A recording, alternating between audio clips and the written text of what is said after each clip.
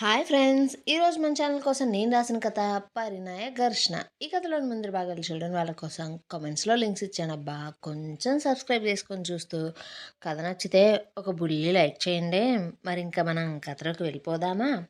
ప్రేమతో కళ్యాణ్‌రామ్, పునర్వి దగ్గరవుతారు. మదన్ విద్యకు తనకు మధ్య జరిగిన పెళ్లి మాటల గురించి అతనితో చెప్పేస్తాడు.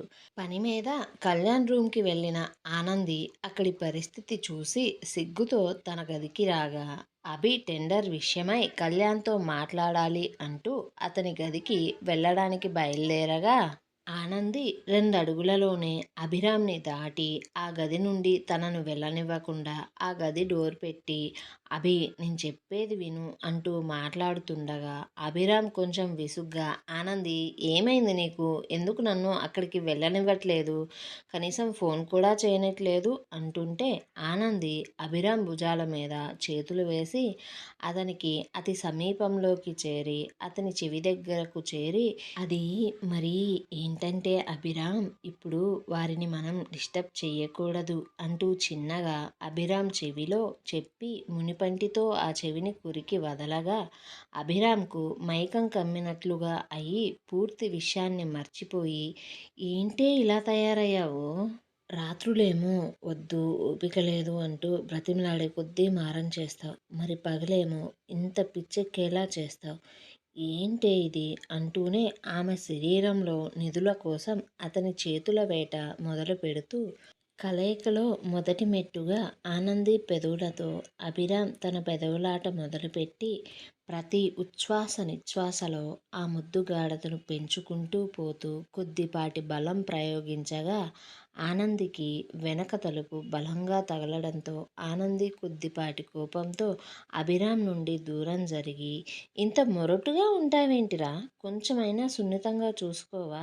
నేను ఒట్టి మనిషిని కూడా కాదు కదా, కడుపుతో ఉన్నా" అంటూ అలిగినట్టు మాట్లాడగా, అభిరామ్ ఆమెను దగ్గరగా తీసుకుని హత్తుకుంటూ, "నీ మీద ఇష్టాన్ని ఆపుకోవడం నా వల్ల కాక అప్పుడప్పుడు ఇలా జరుగుతుందిలేవే, సారీ" అంటూ ఆమెను పొదివి పట్టుకొని ఇరువురి శరీరాలు పాన్పును చేరగా, మాటలు లేని మౌన సరాగాలు వాటికి అవే పలుకుతూ పోతూ ఉంటే, అభిరామ్ పద్ధతిగా ఓర్పులను నేర్పులను చేసుకుంటూ తానొప్పక ఆనందిని నొప్పించక ఇరువురు శరీర తపనలను తీర్చుకొని ఒకరినొకరు చూసుకుంటూ ఉంటే, ఆనందికి పెదవులలో చిన్నపాటి చిరునవ్వు వచ్చి చేరింది. అది చూసిన అభిరామ్ ఆమె ముంగురులను సరిచేసి చెవి వెనక్కు పెడుతూ, "ఏంటే ఎప్పుడూ సిగ్గుపడుతూ చూసేదానివి, మరిప్పుడేంటి నవ్వుతున్నావు? విషయం ఏంటి?" అంటూ అడగగా, ఆనంది అతని సున్నితమైన ఛాతీ భాగంలో వెంట్రుకలతో ఆడుతూ అతని చెవి దగ్గరకు చేరి అసలు విషయం చెప్పగా, అభిరామ్ కూడా చిన్నగా సిగ్గుపడుతూ, "నన్ను ఆ గదికి పోనివ్వకుండా ఆపి మంచి పని చేశావు. లేకపోతే చాలా ఆక్వర్డ్‌గా ఉండేది నా పరిస్థితి" అంటూనే ఆమెను తన బాహువులలో బంధించి చిన్నగా ఆమె పెదవులతో ఆడుతూ, "నువ్వు నన్ను ఆపడానికి ఎన్నుకున్న మార్గం నాకు చాలా బాగా నచ్చిందే. మన పెళ్లి తరువాత ఇదే కదా మన మొదటి పగటి కలయిక. ఇలా కూడా చాలా బావుంది" అంటుంటే, ఆనంది చిన్నపాటి సిగ్గుతో అభిరామ్ గుండెల మీద చేతితో చిన్నగా గుద్దుతుంటే, అభిరామ్ ఆ చేతులను ఒడిసి పట్టుకొని ఆనంది వైపు ప్రేమగా చూస్తూ, "ఇక నుండి అప్పుడప్పుడు ఇలా పగలు కూడా" అంటూ ఇరువురి తనువులను దగ్గరగా చేర్చి దుప్పటి కప్పేసుకున్నాడు. వర్ధన్, వాసంతి ఇద్దరూ కూర్చొని టీ తాగుతూ మాట్లాడుకుంటుంటే, మాటల మధ్యలో వర్ధన్, "వాసంతి, మనం ఇక్కడికి వచ్చి చాలా రోజులయ్యింది. ఇన్ని రోజులు ఇక్కడ ఉండడం బాగోదు. ఇప్పుడు అంతా చాలా బావుంది కదా, మనం ఇంకా మన ఇంటికి వెళ్ళిపోదామా" అంటుంటే, వాసంతి దీర్ఘంగా ఆలోచిస్తూ, "అంతా బాగుండడమే నాకు కొంచెం భయంగా ఉందండి. ఎందుకంటే ఏదైనా కష్టం గానీ, నష్టం గానీ రాడానికి ముందు ఉండే ప్రశాంతతలా ఇప్పుడు ఉన్న ప్రశాంతత అనిపిస్తుంది నాకు. అందరి మీద ఉన్న అనుమానాలు చాలా వరకు తీరాయి. కానీ ఈ విద్య విషయంలో నాకు ఇంకా అనుమానాలు ఉన్నాయి. అసలు విద్య ఎవరి కోసం ఇండియా వచ్చినట్లు? ఆనంది కోసం విద్య వస్తే పునర్వి మీద ఎందుకు ఎక్కువ శ్రద్ధ చూపిస్తుంది. పైగా ఆనంద్‌కి, పునర్వికి వండించే వంటలలో కూడా కొన్ని తేడాలు ఉన్నాయి. వారిద్దరికీ చేయించే ఎక్సర్‌సైజుల్లో కూడా తేడాలున్నాయండి. మన డాక్టర్ చెప్పినట్లు పునర్వి కోసమే విద్య వస్తే అసలు పునర్వికి ఎలాంటి ప్రాబ్లమ్ ఉండి తనను తీసుకొని వచ్చినట్లు? అసలు ఇంకా అంటూ వాసంతి చెప్పుకుపోతుంటే వర్ధన్ వాసంతి మాటలకు అడ్డు తగులుతూ, చూడు వాసంతి, ఎప్పుడు కాలం ఒకేలా ఉండదు. నువ్వు వారితో ఉన్నా లేకపోయినా వారికి వచ్చే లాభం రాక ఆగదు, జరిగే నష్టం కలగక ఆగదు. తెల్లవారితే రాముడి పట్టాభిషేకం ఉంది అంటూ రాజ్యం మొత్తం సంతోషంతో ఉంటే, పని మనిషి చెప్పిన చిన్న మాట వల్ల రాముడు అడవుల పాలయ్యాడు.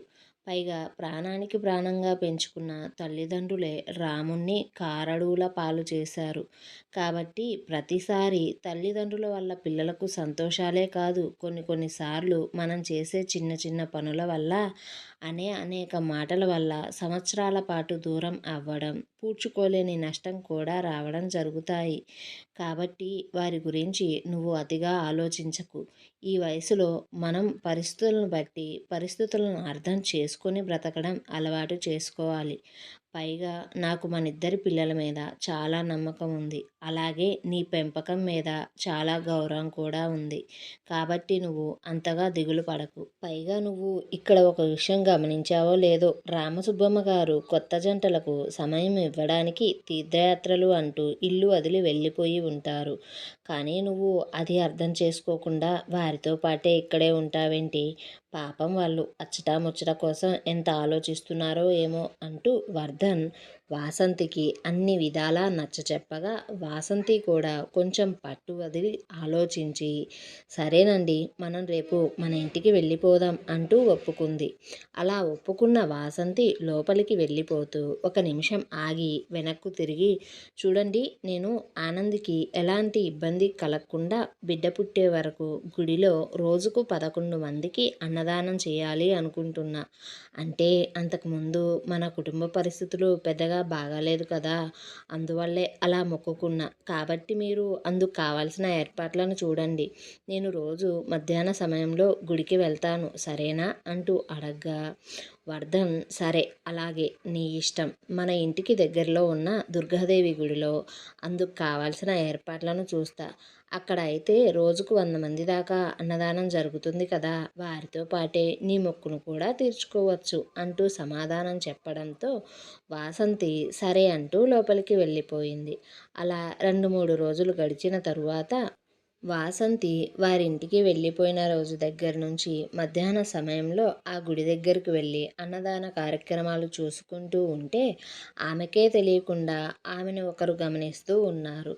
అభిరామ్, కళ్యాణ్‌రామ్ ఆఫీసులో కూర్చొని కొత్తగా వారు వేస్తున్న టెండర్ కొటేషన్ పనిలో పడగా అభిరామ్‌కి కాల్ రాగా, అది మాట్లాడిన అభిరామ్, సరే, నేను మీరు చెప్పిన చోటికి వస్తున్నాను అంటూ ఫోన్ పెట్టేసి, కళ్యాణ్, నాకొక చిన్న పని ఉంది, నేను వెళ్తాను, సాయంత్రం ఇంటికి వస్తాను అంటూ చెప్పి వెళ్ళిపోయాడు. అభిరామ్ వెళ్ళిపోయిన తర్వాత కళ్యాణ్ కొద్దిసేపు టెండర్ వర్క్ చూసుకొని కుమార్, కల్పన వాళ్ళ కోసం పంపిన మనుషులకు ఫోన్ చేసి విషయం ఆరా తీయగా, వారు ఫోన్ తీయగానే, సార్, ఇక్కడికి వచ్చిన రోజే వారు అసలు పేర్లతో ఒక హోటల్లో రూమ్ బుక్ చేసుకున్నారు. కానీ అదే రోజు 1 గంట సమయం తరువాత వారు ఆ హోటల్ని వెకేట్ చేసి వెళ్ళిపోయారట. అందుకే మేము ఆ హోటల్కి చాలా దూరంలో ఉన్న హోటల్స్ అన్నిటినీ చెక్ చేస్తున్నాం అంటూ చెప్పగా, కళ్యాణ్ ఆలోచించి తన మనుషులతో, మనం దూరంగా వెళ్ళిపోయారు అనుకొని చాలా దూరంగా ఉన్న హోటల్స్ని చెక్ చేస్తామేమోనని వాళ్ళు ముందే ఊహించుకొని వెకేట్ చేసిన హోటల్కి అతి సమీపంలోనే వారు మారు పేర్లతో రూమ్ని బుక్ చేసుకుని ఉంటారేమో, ఆ విధంగా కూడా ఒకసారి చూడండి. ఇంకా ఆ గోవాలో ఎవరి దగ్గరైనా దొంగ పాస్పోర్ట్ల కోసం ట్రై చేసి ఉంటారు. కాబట్టి పాస్పోర్ట్లు తయారు చేసే వారి దగ్గరికి మన మనుషుల్ని పంపి ఎంక్వైరీ స్టార్ట్ చేయించండి. అలాగే అక్కడ మత్తు వ్యాపారాలు చాలా ఎక్కువగా జరుగుతాయి. ఈ కుమార్ గాడికి పొట్లం ప్రసాద్‌తో ఉన్న పరిచయాల వల్ల అక్కడ ఏమన్నా అలాంటి బిజినెస్ చేస్తున్నాడేమో డబ్బుల కోసం. ఆ దారి నుండి కూడా ఒకసారి ఎంక్వైరీ చేయండి అంటూ ఫోన్ కట్ చేసి సీఐ కిరణ్‌కి కాల్ చేసి కుమార్, కల్పన గురించి కనుక్కుంటూ, చూడు కిరణ్, ఆ కల్పనకు కొత్త ఫోన్స్ అంటే చాలా ఇష్టం. మార్కెట్‌లో ఎలాంటి కొత్త ఫోన్ వచ్చినా కొంటుంది. కాబట్టి తన క్రెడిట్ లేదా డెబిట్ కార్డ్ ద్వారా ఒక నెల, 2 నెలల క్రితం ఏమన్నా ఫోన్ కొనిందేమో చూడండి. ఆ ఫోన్ కంపెనీ వాళ్ళు ఇచ్చే ప్రత్యేకమైన నంబర్‌ని ట్రాక్ చేసి చూడండి ఒకసారి. ఎందుకంటే ఆమె అంత కొత్త ఫోన్‌ని అంత సులువుగా అయితే పడేసి ఉండదు అంటూ చెప్పి ఫోన్ పెట్టేసి అటెండర్‌కు కాల్ చేసి మంచి టీ తెప్పించుకొని తాగుతూ ఉంటే కళ్యాణ్‌కి మాన్య కోసం వెతుకుతున్న మనుషులు కాల్ చేసి, సార్, 2 తెలుగు రాష్ట్రాల్లో ఉన్న ప్రతి ఎయిర్‌పోర్ట్‌ని, ఇంకా ఎయిర్‌పోర్ట్‌లో ఉన్న సీసీటీవీ ఫుటేజ్‌లో కూడా ఒక్కటి కూడా వదలకుండా గమనించాం సార్. కానీ మాన్య ఎక్కడ కనిపించలేదు అంటుంటే కళ్యాణ్ కోపంగా, అయితే ఇండియా మొత్తం వెతకండిరా, అది ఖచ్చితంగా ఇండియా వచ్చింది. కానీ తెలుగు రాష్ట్రాల్లో దిగకుండా వేరే రాష్ట్రంలో దిగి బస్ లేదా ట్రైన్ ద్వారా ఇక్కడికి వచ్చి ఉండిద్ది. అయినా దాని దగ్గర చాలా తక్కువ డబ్బు ఉంది. దానితో అది ఎక్కువ రోజులైతే ఇక్కడ ఉండలేదు. అందుకే చాలా త్వరగా మా మీద పగ తీర్చుకోవాలనే తపన పడుతూ ఉండి ఉంటుంది. వెతకండి. చాలా తొందరగా అది నాకు దొరకాలి. అలాగే మాలో ప్రతి ఒక్కరి వెనక మన సెక్యూరిటీ ఉంటుంది కదా అంటూ మరొకసారి అడిగి కన్ఫర్మ్ చేసుకుంటూ ఉంటే వారు, అవును సార్, తప్పకుండా మీ చుట్టూ సెక్యూరిటీ ఉంది అంటూ చెప్పి, సార్, భామ ఇంకో వారం 10 రోజుల్లో ఇంటికి వచ్చేస్తుంది. ఆమె ఇప్పటికే చాలా దేవక్షేత్రాలను దర్శించుకుంది. ఇక ఆమెను ఆపటం మా వల్ల కావట్లేదు అంటుంటే కళ్యాణ్ ఆలోచిస్తూ, భామ వచ్చేలోపే మాన్య మనకు దొరకాలి. అందుకు ఏం చేస్తారో నాకు తెలీదు. ఎంత డబ్బైనా వాడండి, ఎంత మందినైనా వాడండి, కానీ నాకు మాన్య దొరికి తీరాలి అంటూ వారికి మరికొన్ని సలహాలు ఇచ్చి ఫోన్ పెట్టేశాడు. కళ్యాణ్ రామ్ అనుకున్నట్లుగానే మాన్య దగ్గర చాలా తక్కువ డబ్బులు ఉన్నాయి.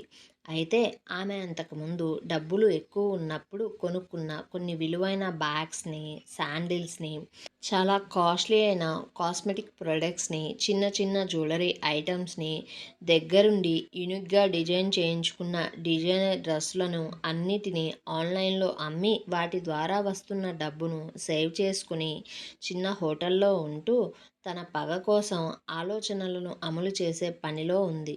పూర్తిగా ఖర్చులు తగ్గించుకుని చాలా సామాన్యమైన బ్రతుకును బ్రతుకుతూ రోజు ఒకరిని ఫాలో అవుతూ ఉంది. మాన్య గురించి ఆలోచిస్తూ ఎస్వి రావు ఆరోగ్యం చాలా వరకు దెబ్బతినింది. విద్య ఆమె తీసుకున్న నిర్ణయం గురించి మదన్తో మాట్లాడడానికి మదన్ రూమ్కి రాగా అతను అక్కడ లేకపోవడాన్ని చూసి యతిన్ని మదన్ గురించి అడగ్గా యతిన్ విద్యను ఒక నిమిషం తేరిపారా చూసి, విద్య, నువ్వు నాతో ఏమన్నా చెప్పాలి అనుకుంటున్నావా అంటూ అడగ్గా విద్య యతిన్ ఉద్దేశాన్ని గ్రహించి అవును అన్నట్లు తల ఊపుతూ యతిన్ కూర్చున్న మంచం ముందు ఆమె నేల మీద కూర్చొని చిన్నపాటి నవ్వుతో తన అన్నను ఆమె పక్కకు వచ్చి కూర్చోమనగా యతిన్ విద్య పిలవగానే ఆమె దగ్గరకు వెళ్ళి కూర్చోగా విద్య యతిన్ ఒడిలో తల పెట్టుకొని, అన్న, మదన్ నీతో ఆల్రెడీ విషయం చెప్పాడని నాకు అర్థమైంది. అన్న, ఇది ప్రేమో లేక స్నేహమో లేక అట్రాక్షనో నాకైతే తెలియదన్నా. పైగా మీ ప్రేమ జంటల వలన నాలో కలిగే భయమా అనేది కూడా నాకు తెలియదు. అందుకే నేను చూసిన వారిలో నాకు ది బెస్ట్ అనిపించిన మదన్నే పెళ్లి చేసుకోవాలని అనిపించింది. అందువల్ల నేను అతని ముందు నా మ్యారేజ్ ప్రపోజల్ని పెట్టా. అతను ఒప్పుకున్నాడు. కానీ అన్న, తను ఇండియాలో ఉండాలి అనుకుంటున్నాడు. అదే విషయం నాతో చెప్పాడు. నేను నా నిర్ణయాన్ని అతనితో చెప్పడానికి నిర్ణయించుకున్నా. అందుకే మదన్ కోసం వచ్చాను అంటూ చెప్పగా యతిన్ సరే అంటూ విద్య చెప్పిన మాటలు విని, మరి నువ్వు ఎలాంటి నిర్ణయం తీసుకున్నావు అంటూ అడగ్గా విద్య చిన్నగా నవ్వుతూ, అన్నా, నీకు మదన్తో నా పెళ్ళి జరగాలి అని ఉందా లేదా అంటూ అడుగుతుంటే యతిన్ బాగా ఆలోచిస్తున్నట్లు ముఖం పెట్టి, పాపం మదన్ చాలా మంచాడే, నీలాంటి మొండిపిల్ల చేతిలో బలి కావడం నాకైతే ససేమేరా ఇష్టం లేదు.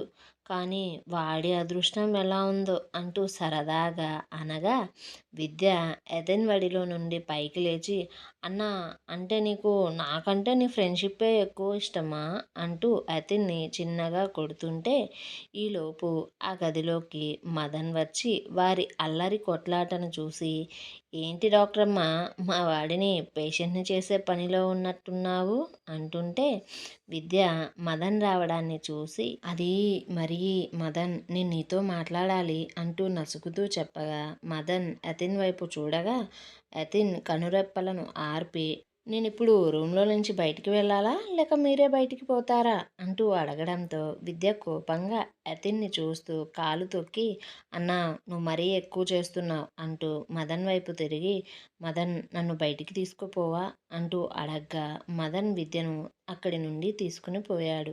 అయితే వారు అలా వెళ్ళగానే అతిన్ ఫోన్కి ఒక ప్రైవేట్ నెంబర్ నుండి ఫోన్ రాగా అతను ఫోన్ తీసి ఎన్నిసార్లు హలో అన్నా ఎవ్వరూ మాట్లాడడం లేదు.